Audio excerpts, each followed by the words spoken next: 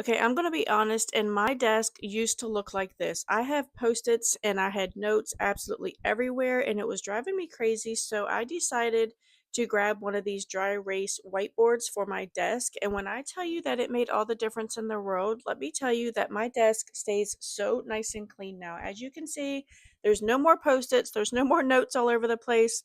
It has a little tray at the top where you can put different colored pens if you need to color code things. You can stick an eraser up there.